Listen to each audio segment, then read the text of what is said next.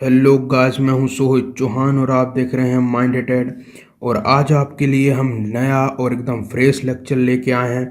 और आज हम बात करेंगे क्लास 11 केमिस्ट्री के चैप्टर 4 की, जो कि है केमिकल बॉन्डिंग एंड जो है मॉलिक्यूलर स्ट्रक्चर। तो देखिए बच्चों, आज जो है आपका ये इंट्रोडक्शन पार्ट है। और इंट्रोडक्शन में जैसा मैंने आपको हर एक वीडियो में बताते आ रहा हूँ, सिंपली हम आपको ये बताएंगे इस लेक्चर में को क्या क्या पढ़ना है, मतलब कि आगे के जो लेक्चर आएंगे उसमें किस तरह से हमारी जो है स्ट्रेटजी रहेगी पढ़ने की, और कैसे कैसे इसको हमको पूरा चैप्टर कवर करना है। तो देखिए, अब एक और चीज़ आपको मैं बता दूं कि इस चैप्टर में जो है कोई इतनी कठिन चीज़ नहीं है, लेकिन आपके लिए इम्पोर्टेंट बहुत कुछ है इसमें, क्योंकि इस चैप्टर को पढ़ने के बाद ही जो है आप ओरनेक कर पाओगे। और मैं सीधा जो है इस चैप्टर को कराने के बाद ओरनेक ही लूँगा। ओरनेक जो आपकी है उसको कंप्लीट कराएंगे हम, क्योंकि इस चैप्टर को पढ़ने के बाद आपको जो है ओरनेक का कुछ भी जो है चीज़ें इससे हटके नहीं आएंगे, क्योंकि जो भी चीज़ हम पढ़ेंगे ओरनेक वगैरह ओरनेक केमिस्ट्री में, वो सारी की सारी चीज़ें इससे ही आएंगी। चाहे वो आपका हाइब्रिडाइजेशन मेथड हो, बी एस पेयर थ्योरी हो, कुछ भी हो, आपका सब कुछ यहीं से आता है। और इसलिए ये जो चैप्टर है आपका मोस्ट इंपोर्टेंट होता है। और दूसरी बात हम आपको बता दें कि यदि आपको केमिस्ट्री को पढ़ना है तो सिंपली अपनी एनसीईआरटी बुक को उठाओ, क्योंकि एनसीईआरटी बुक से अच्छी आपको कोई सी बुक नहीं मिलेगी केमिस्ट्री के लिए, क्योंकि केमिस्ट्री का एक एक पॉइंट जो होता है वो आपका एनसीईआरटी में कवर होता है। और इसकी जो एक्सरसाइज है, इसके एग्जाम्पल है, इसके इंटेक्स्ट क्वेश्चन है, सब कुछ जो है आपके लिए इंपॉर्टेंट है, चाहे बोर्ड के लिए कर रहे हो, चाहे नीट के लिए कर रहे हो, चाहे जेई मेंस कुछ भी कर रहे हो। इसलिए आप जो है, हम आपको बस इतनी हेल्प कर रहे हैं कि आपको जो इसकी कुछ लैंग्वेज जो आप कई बच्चों को लगता है इसकी टफ है, लेकिन इतनी नहीं है। लेकिन हम आपको क्या करते हैं, उस लैंग्वेज को ईजी करके आपको बताते हैं और कुछ एग्जाम्पल भी लेते हैं हमारी अपनी तरफ से, जिससे कि आपको जो है ईजी रहता है समझना। तो चलो बिल्कुल इसको पढ़ना शुरू करते हैं। और इसको पढ़ने के लिए सबसे पहले जो ऑब्जेक्टिव हैं उनको हम पढ़ते हैं, इसको हमको पढ़ना किस तरह से वो हम जान लेते हैं। तो इस चैप्टर में हमको देखिए क्या पढ़ना है कि इस चैप्टर को इन्होंने लिखा कि after studying this unit you will be able to. इसको पढ़ने के बाद हम एबल हो जाएंगे किसमें, अंडरस्टैंड करने लगेंगे कोसेल लुईस जो है अप्रोच केमिकल बॉन्डिंग को लेके, है ना। फिर हम देखेंगे कि एक्सप्लेन करने लगेंगे हम ऑक्टेट रूल को और उसके लिमिटेशन को, ड्रॉ जो होते हैं हमारे ड्रॉ करना सीखेंगे लुईस स्ट्रक्चर को सिंपल मॉलिक्यूल्स के। फिर एक्सप्लेन करेंगे फॉर्मेशन किस तरह से होती है डिफरेंट टाइप ऑफ बॉन्ड की। फिर डिस्क्राइब करेंगे जो VSEPR जो थ्योरी है उसको, कि ये क्या थी क्या नहीं है। उसके बाद हम देखेंगे प्रेडिक्ट करना ज्योमेट्री ऑफ जो है सिंपल मॉलिक्यूल्स की। एक्सप्लेन करेंगे बैलेंस बॉन्ड अप्रोच को, जो कि हमारा फॉर्मेशन था कोवेलेंट बॉन्ड का। प्रेडिक्ट द डायरेक्शनल प्रॉपर्टी हम देखेंगे कोवेलेंट बॉन्ड की। एक्सप्लेन करेंगे डिफरेंट टाइप ऑफ जो है हाइब्रिडाइजेशन इन्वॉल्विंग, जिसमें S, P एंड जो है D ऑर्बिटल हो। ड्रॉ करेंगे शेप्स ऑफ जो है सिंपल कोवेलेंट मॉलिक्यूल्स का। फिर डिस्क्राइब करना सीखेंगे हम मॉलिक्यूलर ऑर्बिटल थ्योरी को, होमो न्यूक्लियर डायटोमिक मॉलिक्यूल्स को, और एक्सप्लेन करेंगे कॉन्सेप्ट ऑफ हाइड्रोजन बॉन्ड को। तो ये सब कुछ आपके लिए मोस्ट इंपोर्टेंट है। और इस चैप्टर से हमारा क्या हटा और क्या नहीं हटा वो बहुत जल्द मैं आपको बता दूंगा। आज जो सिर्फ ये इंट्रोडक्टरी पार्ट है, इंट्रोडक्टरी पार्ट में से तो कुछ हटता भी नहीं है, इसलिए इंट्रोडक्टरी पार्ट को लेने के बाद मैं आपका जो है बता दूंगा कि इससे हमको क्या करना है और क्या नहीं करना है, क्योंकि सिलेबस के अकॉर्डिंग चलेंगे। जो जो हमारे सिलेबस में सिर्फ उसको ही हम पढ़ेंगे। बाकी नीट्स के बच्चे जो हैं उनको तो पूरा पढ़ना, इसलिए वो क्या करेंगे, हमारी जो है अलग से इसकी वीडियो आएंगी वो देख सकते हैं।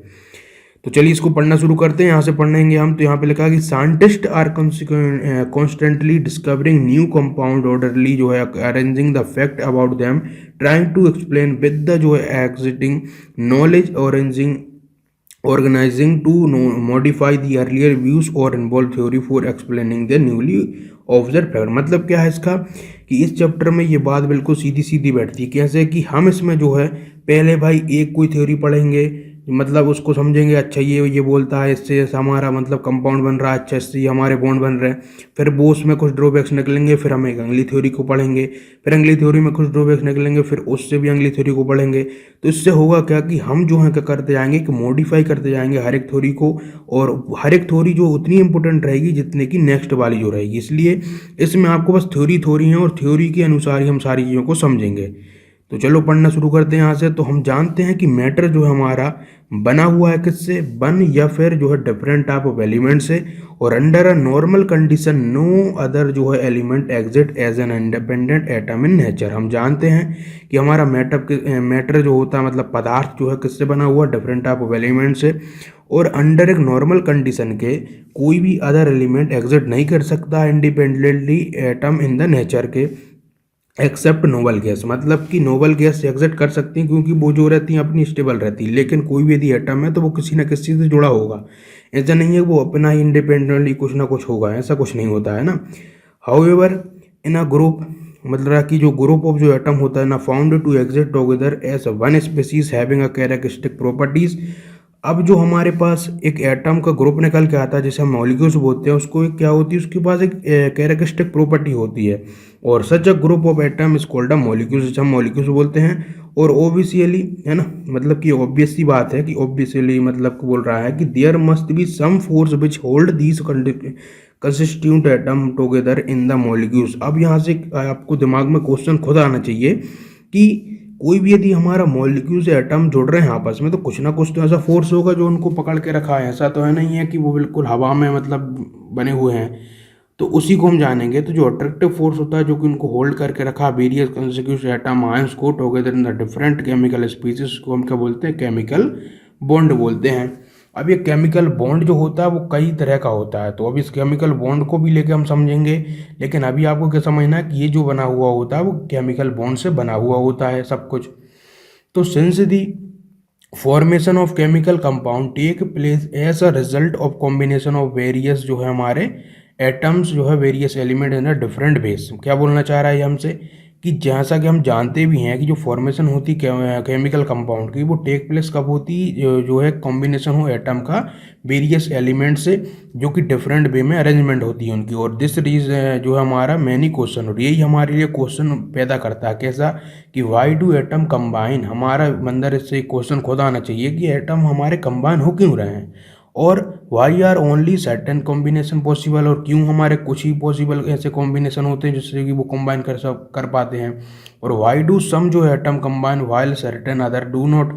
और यहाँ पे एक और क्वेश्चन आपके दिमाग में आना चाहिए, जैसे नोबल गैसेस है, नोबल गैसेस कंबाइन नहीं होती, क्यों नहीं होती हैं, और बाकी क्यों होती हैं।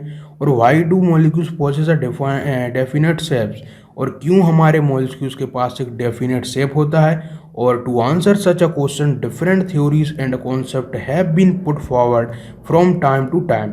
और इसी चीज़ को समझने के लिए कई सारी थ्योरीज, कई सारे कॉन्सेप्ट हमारे टाइम टू टाइम निकलते रहे हैं।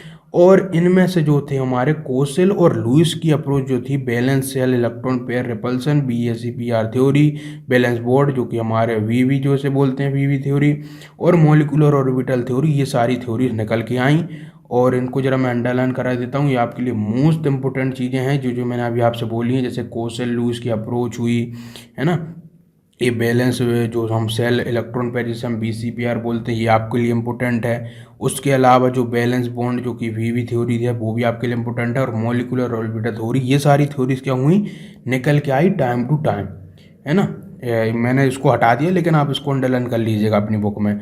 और जो एवोल्यूशन था of a various theories of a valence and the interpretation of the nature of a chemical bond have closely been related to the development in the understanding of the structure of atom. तो यहाँ पे बोला जा रहा है कि जो evolution था, मतलब कि इस चीज़ का जो है बनना या इसमें विकास आना, एक वेरियस थ्योरी को जो है क्या किया इसने, बनाया, balance and the interpretation of the nature of the chemical bond, इन्होंने केमिकल बॉन्ड को वगैरह हम बताया।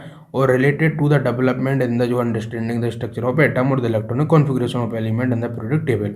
और एवरी सिस्टम टेंड्स टू जो भी more stable in the bonding is the nature's way of जो है lowering the energy of the system to attain stability.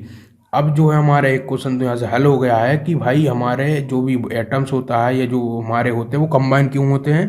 तो वो इसलिए कंबाइन होते हैं क्योंकि वो अपना एक स्टेबल ऑक्टेट बना पाएँ, जिससे कि अपनी एनर्जी को क्या कर पाएँ, लोअर कम कर पाएँ।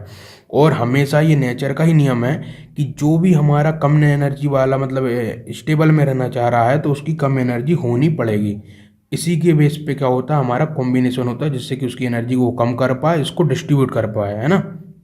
अब आगे जो है देखेंगे हम आपका जो नेक्स्ट जो सेक्शन है, मतलब कि आपका 4.1 में, जिसमें कि कोसेल लुइस की अप्रोच देखेंगे केमिकल बॉन्ड को लेके। और बहुत आसान चैप्टर है, बस आपको पढ़ते जाना और याद करते जाना चीज़ों को। तो इस लेक्चर में इतना ही रखते हैं। All the very best.